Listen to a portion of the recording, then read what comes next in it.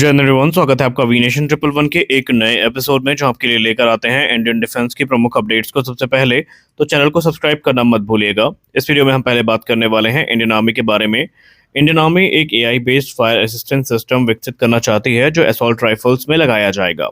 इसका उद्देश्य है टारगेट डिटेक्शन और ट्रैकिंग बेहतर करना, एक्यूरेसी और एंगेजमेंट को बढ़ाना, रिएक्शन टाइम को कम करना। ये ज़रूरी इसलिए है क्योंकि बैटलफील्ड में थकान, कम विजिबिलिटी, हाई स्ट्रेस, ये सब सोल्जर्स की परफॉर्मेंस को प्रभावित करते हैं। इसलिए एआई सिस्टम सोल्जर की मदद करेंगे डिसीजन और एमिंग में। सिस्टम की खासियत की बात करें तो इसमें हमें real time target identification and tracking देखने को मिलेगी।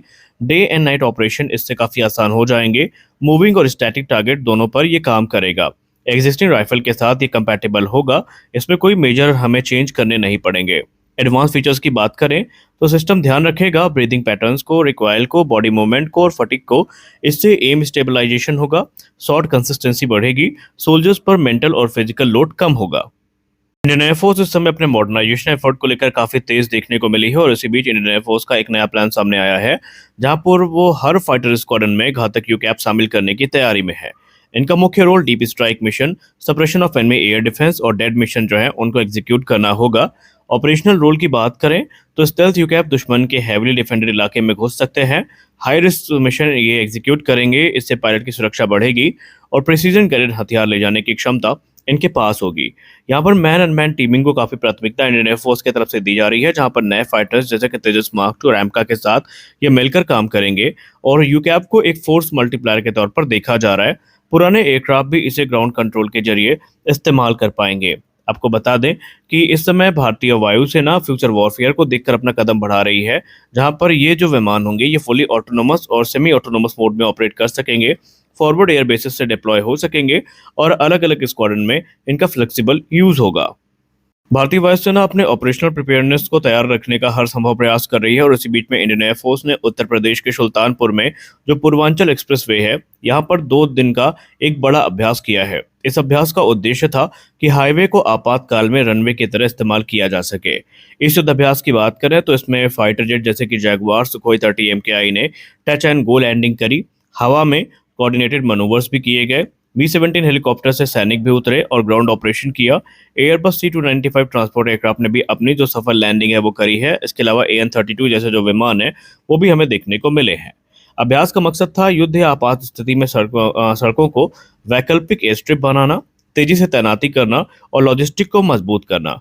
महत्वपूर्ण बात यह है कि इंडियन एयरफोर्स के अधिकारियों ने कहा कि भारत को इंजन, एवियोनिक्स जैसे महत्वपूर्ण सिस्टम में आत्मनिर्भरता बढ़ानी होगी। साथ ही साथ रिपेयर, ओवरहॉल और अपग्रेड कैपेबिलिटी को भी मजबूत करने पर जोर दिया गया। उन्होंने कहा इस प्रकार की जो आपात लैंडिंग स्ट्रिप होती हैं ये बहुत ज़्यादा उपयोगी होती हैं युद्ध के समय में। हमारी अगली बड़ी update S-400 air defence system को लेकर आ रही है। भारत 5 नए S-400 ट्रायम्फ स्क्वाड्रन खरीदेगा जिसमें नए अपग्रेड्स भी होंगे। ये अपग्रेड हाल ही के ऑपरेशन जैसे कि ऑपरेशन सिंदूर से जो मिली सीख है उन पर आधारित होंगे। अब S-400 एयर डिफेंस सिस्टम को खास तौर पर ड्रोन और लोइटरिंग म्यूनिशन से लड़ने के लिए अपग्रेड किया जाएगा। छोटे मिसाइल जैसे कि 9M96E हो गई या 9M96E2 हो गई, ये ज़्यादा संख्या में ली जाएंगी। एक साथ कई टारगेट को मारना इनसे काफ़ी आसान हो जाएगा। इसके अलावा जो लेयर्ड एयर डिफेंस नेटवर्क है इस पर भी काम किया जा रहा है। भारत पैंसर S1 सिस्टम लेने पर विचार कर रहा है। S-400 और पैंसर मिल करके एक मल्टी लेयर शील्ड को तैयार करेंगे। S-400 एयर डिफेंस सिस्टम की बात की जाए तो ये long range and medium range की जो डिफेंस है वो प्रदान करेंगे। वजह पैंसर की बात करें तो ये शॉर्ट रेंज और लास्ट लाइन ऑफ डिफेंस होने वाले हैं। टेक्नोलॉजी अपग्रेड्स की बात करें तो S-500 की कुछ टेक्नोलॉजीज S-400 में लाई जा सकती हैं। इसके अलावा जो रडार हैं इसमें सुधार किए जाएंगे। छोटे, धीमे और स्टेल्थ टारगेट को भी ये बेहतर पहचानेगा और उनको न्यूट्रलाइज करने की कैपेबिलिटी इसके पास होने वाली है। इसके अलावा इसमें S-400 को जो है नेत्र एवैक जैसे एवैक से जोड़ा जाएगा। फायदा ये होगा कि लाइन ऑफ साइट से बाहर भी टारगेट को ये मार सकेगा। लॉकहीड मार्टिन ने S-92 हेलीकॉप्टर को भारत के VVIP और हेड ऑफ स्टेट ट्रांसपोर्ट के लिए स्ट्रॉन्ग कंटेंडर बताया है। कंपनी ने इसकी हाई सेफ्टी रिकॉर्ड, रिलायबिलिटी और ग्लोबल एक्सपीरियंस को हाईलाइट किया है। आपको बता दें कि इसका जो प्रूवन ट्रैक रिकॉर्ड है वो इसका समर्थन भी करता है। दुनिया में 300 से ज़्यादा जो हेलीकॉप्टर्स हैं वो डिलीवर्ड हैं और 2.6 मिलियन से ज़्यादा फ्लाइट आवर्स हैं वो इसने कंप्लीट किए हुए हैं। 13 देशों में पहले से VVIP ट्रांसपोर्ट के लिए इनका इस्तेमाल होता है। 2025 में एक और देश ने ऑर्डर किया था। डिमांड अभी भी इसकी काफ़ी स्ट्रांग है। टाटा के साथ पार्टनरशिप एक बहुत बड़ा फैक्टर इसको लेकर माना जा रहा है। हैदराबाद में टाटा सिकोर्स्की जो है वो बेसिकली S-92 के जो केबिन स्ट्रक्चर है वो बनाते हैं। हर ग्लोबल S-92 में इंडियन मेड जो कंपोनेंट्स हैं वो यूज होते हैं, जो कि मेक इन इंडिया बूस्ट का एक प्रमाण है। ये वीवीआईपी रोल के लिए सुटेबल इसलिए माने जाते हैं क्योंकि इनमें हाई सेफ्टी और रिडंडेंसी सिस्टम है, लॉन्ग रेंज कैपेबिलिटी है, एडवांस एवियोनिक्स है और मल्टी रोल इनका यूज भी है। जैसे वीआईपी ट्रांसपोर्ट हो गया, सर्च एंड रेस्क्यू, कार्गो और यूटिलिटी मिशन भी इनसे एग्जीक्यूट किए जा सकते हैं। भारत अपनी आर्टिलरी क्षमता को तेजी से बढ़ा रहा है और अब K9 वज्र के 200 अतिरिक्त यूनिट्स हैं वो खरीदने की योजना बनाई जा रही है। इससे कुल संख्या 400 तक पहुंच सकती है, जो दुनिया की सबसे बड़ी K9 आधारित फ्लीट में से एक होगी। पहले 100 यूनिट्स का पहला बैच हमने इंडक्ट किया था, बाद में 100 यूनिट्स का सेकंड बैच आया था जिसका कॉन्ट्रैक्ट 2024 में साइन किया गया था। और इस बार जो थर्ड बैच है इसमें इंडिजनाइजेशन को काफ़ी ज़्यादा प्राथमिकता दी जा रही है। पहले बैच में 50% इंडिजनाइजेशन था, दूसरे में 60% तक बढ़ा और अब फेज 3 में 70% तक इसको पहुंचाने का लक्ष्य रखा गया है।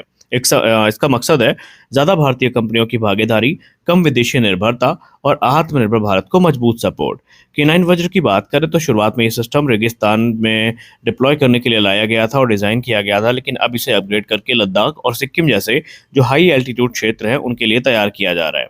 अपग्रेड में कोल्ड वेदर किट शामिल है, हीटिंग सिस्टम शामिल है, हाइड्रोलिक और मोबिलिटी सुधार भी शामिल है। इसके अलावा सब जीरो कंडीशन में इनकी रिलायबिलिटी को भी काफ़ी ज़्यादा इंप्रूव किया गया है। अब K9 सिर्फ डेजर्ट गन नहीं बल्कि ऑल टेरेन आर्टिलरी प्लेटफॉर्म बन चुका है और यही कारण है कि फेज 3 की खरीद सिर्फ सिस्टम पे नहीं बल्कि ट्रांसफर टेक्नोलॉजी पे भी काफ़ी हद तक फोकस करने वाली है।